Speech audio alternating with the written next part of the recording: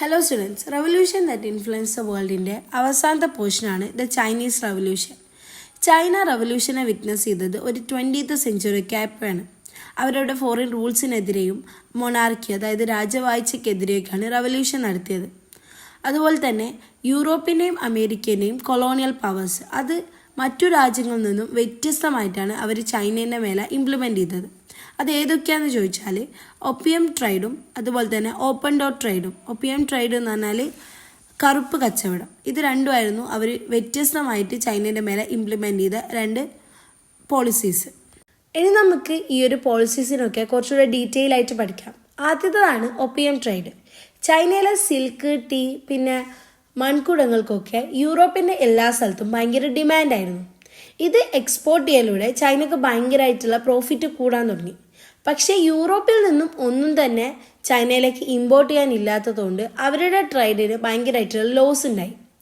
ഇതിനൊരു റെമഡി ആയിട്ട് British traders ഒപ്പിയത്തിനെ import ചെയ്തു. ഒപ്പിയം എന്ന് പറഞ്ഞാൽ ഒരു ലഹരി വസ്തുവാണ്.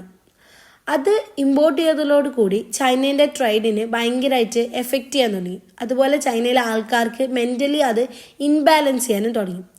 ഇങ്ങനെ ചൈനയെ എക്കണോമിക്കലിയും മെൻ്റലിയും യൂറോപ്പിനെ കീഴ്പ്പെടുത്തി. അടുത്തതാണ് ഓപ്പൺ ഡോർ പോളിസീസ്. 19th സെഞ്ചുറീൻ്റെ അവസാനമൊക്കെ ആയപ്പോൾ യൂറോപ്പിലെ ഒരുപാട് കൺട്രീസ് ചൈനേൻ്റെ ട്രേഡിൽ അക്വയർ ചെയ്യാനുള്ളൊരു പ്രിവിലേജ് നേടിയെടുത്തു. അമേരിക്കയ്ക്ക് ഈ ഒരു പ്രിവിലേജ് കിട്ടിയിരുന്നില്ല. പക്ഷേ ആ ഒരു സമയത്ത് ചൈനേൻ്റെ കൺസേണിൽ പെടാത്തൊരു കാര്യമായിരുന്നു ഈ അമേരിക്കൻ്റെ പ്രിവിലേജ് കിട്ടായ്മ. പക്ഷേ US സ്റ്റേറ്റ് സെക്രട്ടറി ആയിട്ടുള്ള ജോൺ ഹേ എന്ന് പറയുന്ന ആൾ ഓപ്പൺ ഡോർ പോളിസീസിനെ മുന്നോട്ട് വെച്ചു. ഈ ഒരു പോളിസി പ്രകാരം അമേരിക്ക ആർഗ്യൂ ചെയ്ത കാര്യമാണ് എല്ലാ കൺട്രീസിനും ചൈനയുടെ മാർക്കറ്റിൽ ഈക്വൽ റേറ്റും ഓപ്പർച്യൂണിറ്റിയും വേണമെന്ന്. അത് പ്രകാരം ചൈനയെ ഡിഫറെൻ്റ് ആയിട്ടുള്ള റീജിയനായിട്ട് ഡിവൈഡ് ചെയ്തു. ഈ ഒരു റീജിയൻസ് വേരിയസ് കൺട്രീസ് കൺട്രോൾ ചെയ്യാനും തുടങ്ങി.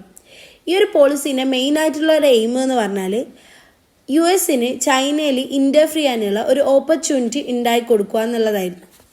ഇനി അടുത്തൊരു പോർഷനായിട്ട് പറയുന്നത് അവിടെ ആ ഒരു സമയത്ത് ചൈനയിൽ ഭരിച്ചിരുന്നത് മഞ്ചു ഡൈനാസ്റ്റി ആയിരുന്നു.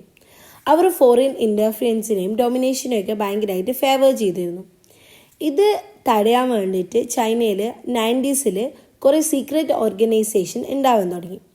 ഇവരുടെ മെയിനായിട്ടുള്ളൊരു എംബ്ലം എന്ന് പറഞ്ഞാൽ ബോക്സേഴ്സ് ഫിസ്റ്റ് ആയിരുന്നു. ഇതുകൊണ്ട് തന്നെ ഇതിനെ ബോക്സേഴ്സ് റിബേലിയൻ എന്ന് പറയുന്നു. ഈ ഒരു റിബേലിയൻ ഭയങ്കര ഫെയിലിയർ ആണെങ്കിലും ഇത് പിന്നീട് നടന്ന കുറേ റെവല്യൂഷനെ സ്റ്റിമുലേറ്റ് ചെയ്യാൻ വേണ്ടിയിട്ട് ഹെൽപ്പ് ചെയ്തു. നെക്സ്റ്റും വേറൊരു റവല്യൂഷനാണ് മഞ്ചു ഡൈനാസ്റ്റിക്ക് എതിരെ തന്നെ നടത്തിയത് 1911 under the leadership of doctor Sun Yatsen. ഈ ഒരു റവല്യൂഷൻ കൊണ്ട് അവിടെയുള്ള മൊണാർക്കി സിസ്റ്റത്തിന് എൻഡ് ചെയ്യാൻ സാധിച്ചു. ഈ ഒരു റവല്യൂഷന് ശേഷം കുമിങ്താങ് പാർട്ടി സദേൺ ചൈനയിൽ ഒരു റിപ്പബ്ലിക് ഗവൺമെൻറ് എസ്റ്റാബ്ലിഷ് ചെയ്തു under the leadership of Sun Yatsen. അദ്ദേഹത്തിൻ്റെ ലീഡർഷിപ്പ് തന്നെ അദ്ദേഹം ഐഡിയോളജീസായ നാഷണലിസം, ഡെമോക്രസി, സോഷ്യലിസത്തിനൊക്കെ ഭയങ്കര ഇമ്പോർട്ടൻസ് കൊടുത്തിരുന്നു. ഡോക്ടർ സൺ യെറ്റ്സൺ ഡിസൈഡ് ചെയ്തൊരു കാര്യമാണ് അന്യായമായ എല്ലാ ഉടമ്പടികളും അസാധുവാക്കുവാനും കൂടാതെ വെസ്റ്റേൺ കൺട്രീസിൻ്റെ ഇക്വാലിറ്റി മെയിൻറ്റെയിൻ ചെയ്യാനും. അതുകൂടാതെ കുമിങ്താങ് പാർട്ടിയിലെ അഗ്രികൾച്ചറായിട്ടും ഇൻഡസ്ട്രി ആയിട്ടും കുറേ പ്രോഗ്രസ് ഉണ്ടാക്കാൻ വേണ്ടിയിട്ട് കുറേ കാര്യങ്ങൾ അദ്ദേഹം അഡാപ്റ്റ് ചെയ്തു. ഈ ഒരു സമയത്ത് ചൈനക്ക് ഒരുപാട് ഫീൽഡിൽ റഷ്യയിൽ നിന്നും സഹായങ്ങൾ വരാൻ തുടങ്ങി. അങ്ങനെ ചൈന ഒരു കമ്മ്യൂണിസ്റ്റ് പാർട്ടീനെ ഫോം ചെയ്തു. തുടക്കത്തിലെ കുമിങ്താങ് പാർട്ടിയും കമ്മ്യൂണിസ്റ്റ് പാർട്ടിയും ഭയങ്കര ഒത്തൊരുമയിലാണെങ്കിലും പിന്നീട് ആ ഒരു ഒത്തൊരുമയെ ഡിസ്റ്റർബ് ചെയ്തത് സൺ യെറ്റ്സൻ്റെ മരണത്തോടു കൂടിയായിരുന്നു. സൺ യെറ്റ്സൻ്റെ മരണത്തിന് ശേഷം ചിയാങ് കൈഷ്ക് ആ ഒരു ലീഡർഷിപ്പ് ഏറ്റെടുത്തു. അങ്ങനെ ഈ ഒരു ഒത്തൊരുമേനെ അത് ഭയങ്കരമായിട്ട് ബാധിച്ചു. അടുത്തതാണ് റിപ്പബ്ലിക് ബിക്കം പോപ്പുലർ. ചിയാങ് കൈഷേക്ക് ചൈനയിലെ മിലിറ്ററി ഓട്ടോക്രാറ്റിക്കിനെ ഭയങ്കരമായിട്ട് ഫേവർ ചെയ്തു.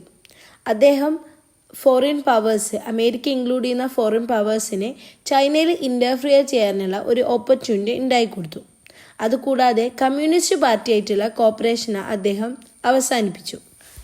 ഈ ഒരു കാലഘട്ടത്തിൽ Chiang Kaishek coal, iron, industries, banking അതുപോലെ ഫോറിൻ ട്രൈബ്സിൻ്റെ ഒക്കെ കൺട്രോൾ മൊത്തത്തിൽ ഫോറിൻ കൺട്രീസിൻ്റെ മേൽ ഏൽപ്പിച്ചു.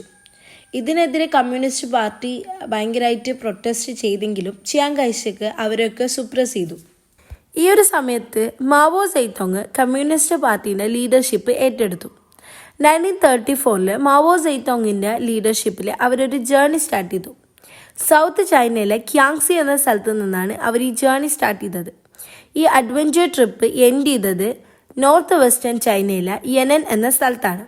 ത്രൂ ഔട്ട് ദ ജേർണിയിൽ അവർ ലോഡ്സിൻ്റെ നിന്നും അഗ്രികൾച്ചറും വില്ലേജസൊക്കെ സീസ് ചെയ്തു. എന്നിട്ട് അത് ഫാമേഴ്സിൻ്റെ ഇടയിലേക്ക് ഡിസ്ട്രിബ്യൂട്ട് ചെയ്തു. ഏകദേശം 12,000 കിലോമീറ്റർ അവർ ഈ ജേർണിയിൽ കവർ ചെയ്തു. അതുകൊണ്ട് തന്നെ ഇതിനെ ലോങ് മാർച്ച് എന്നറിയപ്പെടുന്നു. അങ്ങനെ ഈ ഒരു സംഭവത്തിന് ശേഷം മാവോ സെയ്തോങ്ങും കമ്മ്യൂണിസ്റ്റ് പാർട്ടിയും ഫോറിൻ പവേഴ്സിനെതിരെയുള്ള ചൈനേൻ്റെ സ്ട്രഗിളിൻ്റെ ഒരു സിമ്പിളായിട്ട് മാറി. മാവോ സെയ്തോങ്ങിൻ്റെ red army centre of Kuomintang റൂളിനെ ക്യാപ്ചർ ചെയ്തു. ചിയാങ് കൈഷക്ക് അവിടെ നിന്ന് പലായനം ചെയ്യുകയും തായ്വാൻ എന്ന സ്ഥലത്ത് പൊളിറ്റിക്കൽ അസൈലത്തിന് സീക്കുകയും ചെയ്തു. അങ്ങനെ ചൈന ഒരു പീപ്പിൾ റിപ്പബ്ലിക് ഓഫ് ചൈനയായിട്ട് മാറി 1 ഒക്ടോബറിൽ 1949 under the leadership of Mao സെയ്തോങ്.